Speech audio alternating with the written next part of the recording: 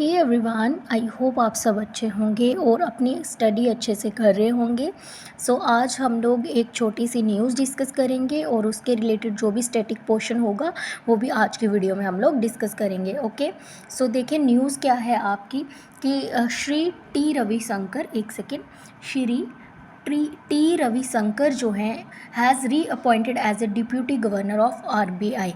ठीक है, टी रविशंकर जी जो हैं ये पहले भी जो है आरबीआई के डिप्यूटी गवर्नर्स थे, लेकिन 1 ईयर के लिए जो है अभी इनका टेन्योर ख़त्म हो गया था और इनको 1 ईयर के लिए इनके टेन्योर को और ज़्यादा एक्सटेंड कर दिया गया है। ठीक है, 3 मई से जो है इनका टेन्योर जो है फिर से स्टार्ट हो जाएगा as a deputy governor of RBI. ठीक है, आरबीआई के रिलेटेड इंपॉर्टेंट स्टैटिक पोर्शन हम लोग डिस्कस कर लेते हैं। एट प्रेजेंट अगर हम बात करें तो आरबीआई के गवर्नर हैं आपके श्री शक्तिकांत दास। ओके, और आपको पता है आरबीआई में 1 गवर्नर होते हैं और 4 डिप्यूटी गवर्नर होते हैं। तो 4 डिप्यूटी गवर्नर कौन है आपके? एमडी पात्रा हैं, एम राजेश्वर राव हैं और जे स्वामीनाथन है, और ये एक जिनका टेन्योर जो है एक्सटेंड हुआ है टी रविशंकर। ओके, इसके अलावा देखते हैं इंपॉर्टेंट पॉइंट्स क्या हैं। आरबीआई जो है आपका इस्टेब्लिश कब हुआ था? आपका आरबीआई सेटअप हुआ था 1935 में अंडर आरबीआई एक्ट 1934 में।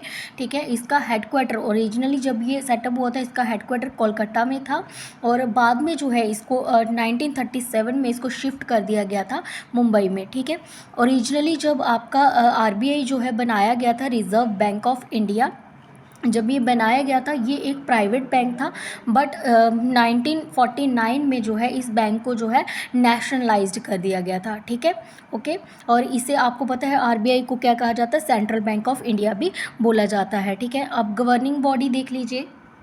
गवर्निंग बॉडी कौन सी है इसकी? सेंट्रल बोर्ड ऑफ डायरेक्टर हैं जो अपॉइंट किए जाते हैं by the government of India.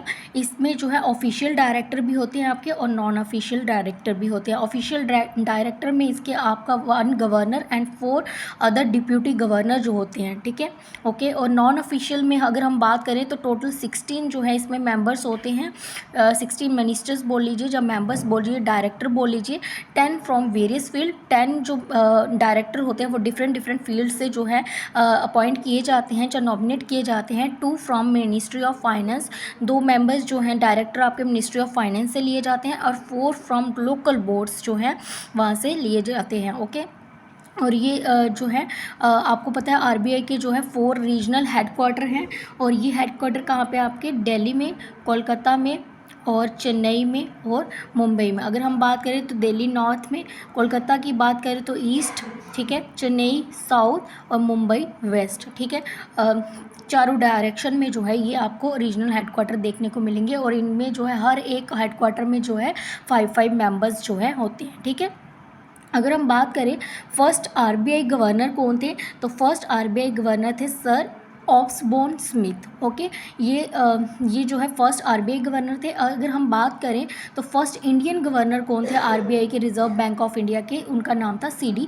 Deshmukh. ठीक है, एग्जाम में पूछा जाता है, कभी कभी पूछ लिया जाता है कि फर्स्ट इंडियन गवर्नर कौन थे। अगर फर्स्ट इंडियन गवर्नर पूछा हो तो सीडी देशमुख, और अगर सिर्फ पूछा हो कि फर्स्ट आरबीआई गवर्नर कौन थे तो फिर आप मार्क करेंगे सर ऑक्सबोर्न स्मिथ में। ओके, अगर हम बात करें तो लॉन्गेस्ट सर्विंग गवर्नर जिनका टेन्योर बहुत लंबे टाइम तक चला तो उनका नाम था सर बेंगल रामा राव। ठीक है, और मैंने यहाँ पे शॉर्टेस्ट का नहीं लिखा है। अगर हम शॉर्टेस्ट पीरियड की बात करें कि जिनका शॉर्टेस्ट टेन्योर चला था उनका नाम था अमिताभ, ठीक है, अमिताभ घोष।